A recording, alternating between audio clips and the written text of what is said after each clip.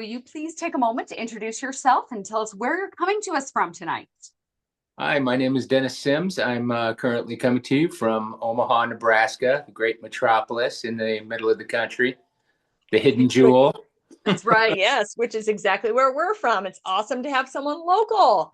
So cool. Thank you for joining us. Thank you for having me.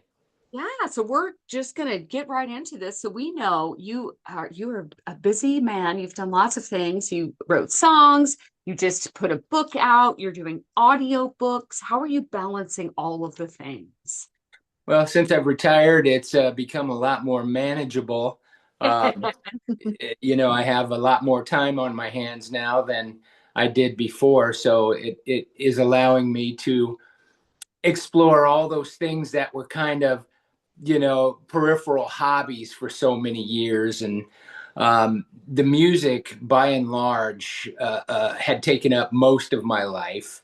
But, now I've also gotten in, as you know, to writing novels, which was also a passion of mine that I didn't have time to fully explore when I was working full time. Sure. How do you feel like those, I mean, are you still writing music now? That's my first question. I'm kind of taking over this No, interview. you're Sorry. fine. You're good. No, absolutely, absolutely. Um, Not so much writing music anymore for performance purposes. Sure. I did for a lot of years. I was a recording artist. I've been writing and performing music ever since I was 19 years old. But the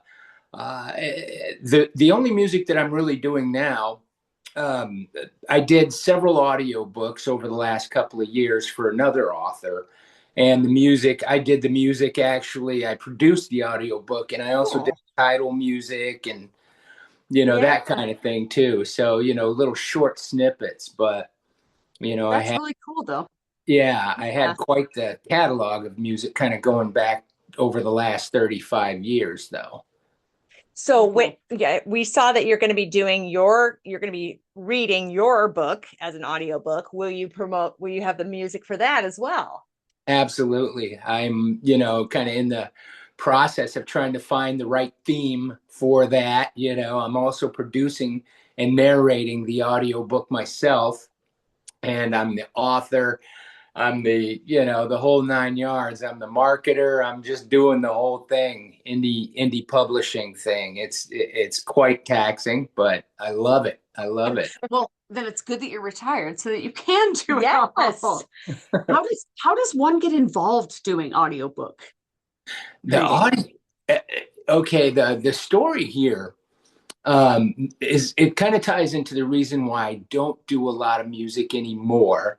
About what is it, 2025, about 4 or 5 years ago, I was diagnosed stage 4 throat cancer. And it was, a devastating diagnosis to me. And I thought it was the end. I thought that was the end of my singing career and all that things. And then I had an excellent team of doctors. They saved my voice. Yeah. They brought me back from the precipice. And the radiation treatments did affect my voice to the extent where I cannot sing the way I used to. But it opened up an entirely different avenue for me because it changed the whole timbre of my voice. Uh, and it gave me kind of a more flexible range to do different voices. And so it kind of translated itself going from music into this performance where I could just become so many different characters by dint of the side effects of it. And so, yeah, that's how I ended up getting into the audiobooks. I was like, they saved my voice. Let me put it to good use somewhere. Yeah. And, Well, to be honest, I never thought I was all that great of a singer anyway. So, well, and it's another type of performing arts. So you Yeah. get to become characters like you do kind of on stage as a singer. Yeah. So I think that's really a great way to lend your talent to another I do too. another opening or Yeah. adventure. and it still So allows me to indulge that creative side, all that creativity that I must get out. absolutely. And on that vein, Yes. tell us about the book. Tell us how it came to be.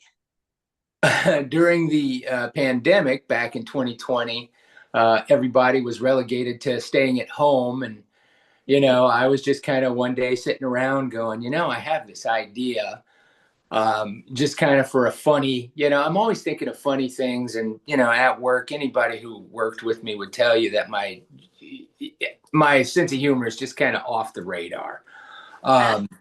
And so I was having this just kind of this funny idea, this funny notion of creating a pirate. I was watching Black Sails, I think it was, and saw Yeah. Blackbeard and, one of my favorite shows. And I was like, I should create a pirate called Neckbeard.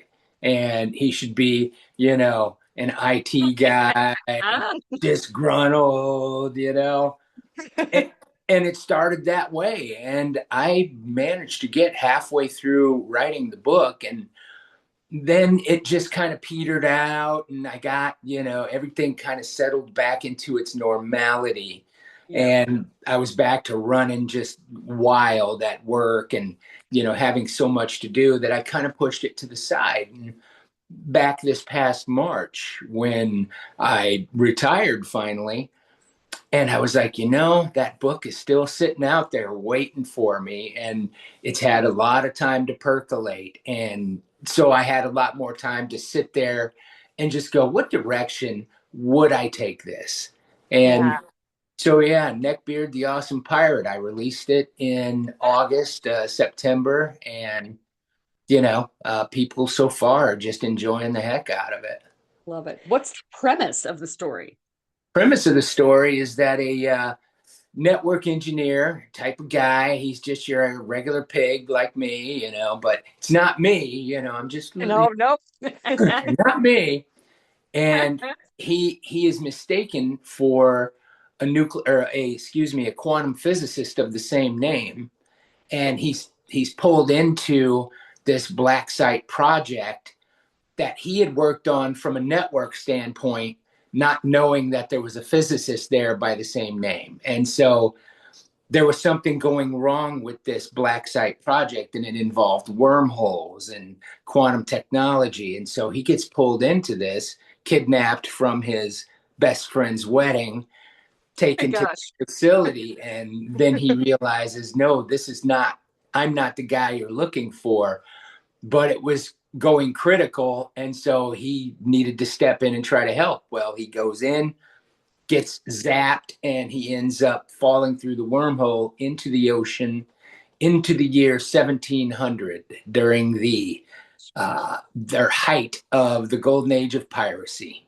Yes. I can't wait to read it. This is great. So go on. Oh, and I was just going to say, and hijinks ensue. Yes. It's always good when you have hijinks ensue. Right. Do you think that this book will continue on into into a series, or is it got a definite ending? I am actually penning the next 2 books in the series.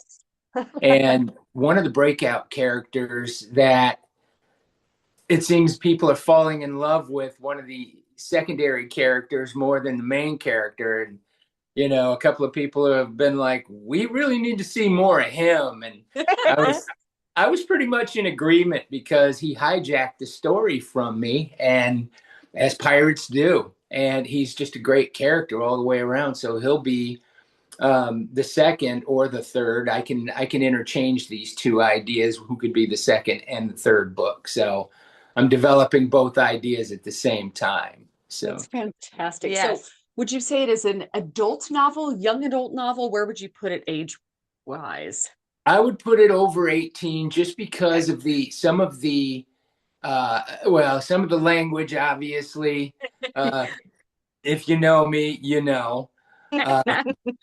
but more or less, it also has a lot of references that kind of stretch way back into the 80s, 90s, and 2000s for some of those references. And, so a lot of younger people might not get some of the references.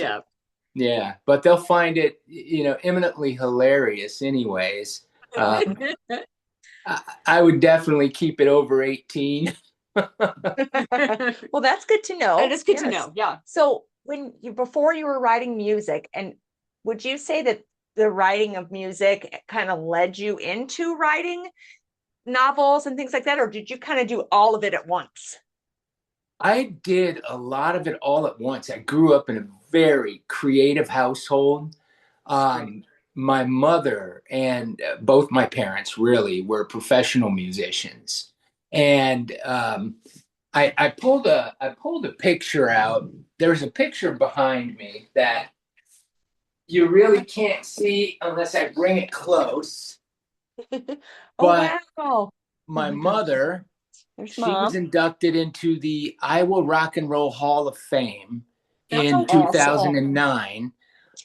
My sister, my older sister, is a singer, and who this Wookie, that Wookie looking guy with all the hair, that's me when I had hair. I love it. Fantastic. I love that so much. So you were more rock Pardon? and roll. You were more rock and roll type when you were singing, and I was probably on they didn't call it goth back then. It was definitely goth. I started reading poetry we had a bookstore coffee house under the Platte River Bridge in downtown Denver, lower downtown. And I used to go to this coffee house uh, and I'd write and read my poetry on open mic nights. Very gutsy. yeah. And yeah, and so it kind of gave me a solid, a basis for not only performance art, but, writing as opposed to the music, writing different things. And so, but that, I say that to say this: I've been a musician since I was 5. I started, my mom's band. I would go to rehearsals with her. And when I'm 5 years old, they see me keeping time with the drummer. They were like, the kid's got natural ability. And so, yeah, I started off as a drummer, and I did that all the way through school, all the way through high school. And then after high school, I picked up the piano, I picked up the bass guitar, I picked up a little acoustic guitar. And then of course, I started really trying to be a singer as well, kind of standing up against, a mother who's a professional singer. She gave me this advice. She said, "It sounds like somebody's standing on your neck." And I'm like, "Thanks, Mom. Thanks for the vote of confidence." But it really did propel me a little bit more to stretch out a little bit more with my singing, and that's what I ended up doing, fronting several bands. I performed under different names around the city. I performed for many years under the name Julian Christian. You can Google Julian Christian probably and find some of my music out there. You can, there's also a lot of friends that I jumped on their projects. So uncredited, there's a lot of music with my stamp on it that doesn't have my name on it. So Yeah. you would never know. But But over you the, know. oh yeah, That's over important. the last 30 years or so, there's been a lot of, different stuff with my personal stamp on it there. Mhm. Yeah. So, do you still write poetry? As a poet, I have to ask, as a fellow poet. I have not. I have not written poetry for many years. No. Um, it's lyrical to me. I start Yeah. writing and it turns into a song. That's how Yep. it used to be. Yeah. Once I picked up all the other instruments, it stopped being poetry and it became, Songs. Yeah. songwriting. Yeah. Yeah. Which to me they were, interchangeable at times because I didn't like subscribe to the pop, 1451 Yeah. type of writing. It didn't always have to rhyme. Yep. Mhm. Anything that gets into your guts and just, makes you feel something. That's the kind of writing that I wanted to really do. And so, yeah. So Very now cool. you've kind of shifted into becoming an author, as novel type and then doing the audiobooks, what comes next? Do you have other grand ideas in your retirement, or are you kind of sticking in that lane for now? I'm going to stay in that lane. I think it keeps me busy enough as long as I, keep myself, um, keep myself busy. I don't want to become bored and Yep. stagnant in my retirement. But I also don't want to overdo it either. And Did enough of before, that at work. yeah, once it becomes a job and it ceases being fun, maybe I'll do something else. But Yeah. right now, I'm having a lot of fun with it, and just Good. exploring what it really means to be an indie author, and do all this, and then on top of things, be the audiobook producer and the composer, and et cetera, wearing Yeah. all these different hats one after the Right. other. Yeah. Did you edit your own, or did you have somebody edit your novel? I edited it myself. So you're doing everything from start to Yes. finish. Yeah, I had to definitely take the composer hat off and the writer hat off and put my editing cap on. And for over the years, I have helped multiple friends edit their master's theses, and different papers and white papers, technical stuff. So I thought, if I can't edit my own stuff, objectively, it's a little bit easier said than done, though, because I'm like, Yes. Yeah. I want to keep that in there. It might not be relevant, but I want to keep it. They always say you have to kill your darlings, right? That's the hardest Yeah. part Yeah. about being the editor. Do you find that? So I noticed this. We talk to people when they're songwriting too, that they say, I have a hard time with the self-editor. Did you notice that as much writing the novel? Like where you're writing and you're like, oh, I don't like that. And you keep going back and fixing it a million times, or did you leave it to the end like a smart Oh, person? I finally had to let go of that book and put it out there, because I would have continued editing forever. Yeah. Forever. Because it's like my music. I'm Yeah. never totally satisfied. Yep. I would do, 10 takes or more of something, and to anybody else, they may have sounded identical, but I would be like, I can do it better. I can do it better. I can do it cleaner. And I would keep going. And at one point or another, I had to say, stop. You're going too far now, and you're ruining everything you did before. Yep. And You so have there, to get to that point. Yeah. there Yes. has to be a point where you objectively know you've hit that critical demarcation where it's not going to get any better no matter what you do. Yeah, absolutely. Yeah. There's time when you have to go, this is done. I got to Yes. wash my hands of it and Yep. put it out to the world. Yeah. And, I've, of course, with book editing, it's a whole different ball game, because, Yeah. I've looked at that book so many times, and, somebody just recently said, hey, I think I found a typo. And I'm like, Oh yeah. Yeah. How dare you? 50 times. Oh my gosh. Well, Oh my we have gosh. a little part on Yes. our show that's called Rapid Fire. And we're going to ask you some of the questions, even though some of them are more with music than with novel writing. But we'll ask you anyway. And some of them are just for fun. Alter something. Yes, that's true. You start. Okay. So first is coffee or tea? Coffee. Okay. Ebook or old school holding your hand book? Old school. Me too. Yep. First book or album you ever bought that you remember anyway? First album, Controversy, Prince.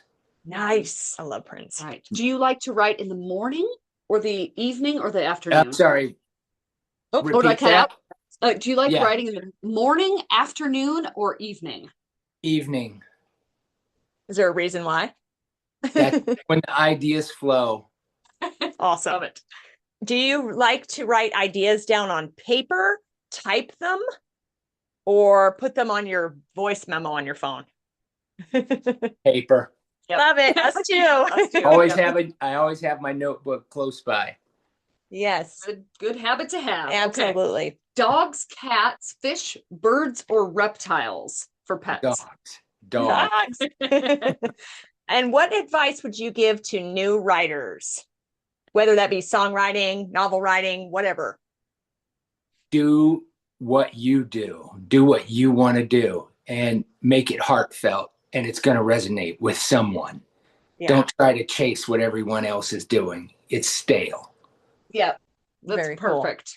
Well, congratulations on your So book exciting. and on the audio books. This is Yes. fantastic, and we're very excited for you. And thank you for signing my copy of the book. Tell our listeners where they can find your books and Yeah, if you have any your social book now media, and that stuff. all that stuff. Yeah, where we can follow you. My website, DennisSims.com, DennesSims.com. You can find all my social media stuff there. You find my book there. It was my debut novel, so it doesn't have a whole lot of stuff to go through. There's one. So far. But more to come. More to come. Yeah. Now, if you're feeling adventurous and want to actually hear some of my music that would be older, that I recorded under Julian Christian, you can go to soundclick.com and search for Julian Christian, and you'll see this, devastatingly handsome guy in a black suit and with a little more hair than me. And he made some really great music. If you YouTube my name, Dennis Sims, you might find the music that I did. I put out, there were 5 songs, and there's a story behind that. I wasn't planning on actually putting out a CD of music, but I was actually writing for what I thought was going to be an independent film, and I was helping to do some songs to contribute to that film. And the project didn't come through. So I had like 5 songs done already in the can. So I was like, well, let me just put them out there, Yeah, and love it. I never really promoted it, or, once again, it's out there for people to find if they happen to stumble across it. But, it's not something that I ever really put out there to sell. So. So Cool. the audiobooks that you are reading for the other author, can we find those anywhere yet or not done yet? Yeah, those 3 audiobooks, the author's name was David Partelow, and Partelow. And I did the audiobooks for 3 of those, 3 of his books, The Bard's Fault, Unholier Than Thou, and Riffs, Rogues, and Rivals. Very cool. Awesome. So And then we can hear your amazing Awesome. voice on those 3 books. How Yeah, fun. and you can hear me doing about 30 to 40 different distinct voices. I On love this. This is so exciting. Well, thank Yeah. you so much for you. sharing all of this Yes. information. We're stoked about the book, and we're looking Absolutely. forward to the other books coming up.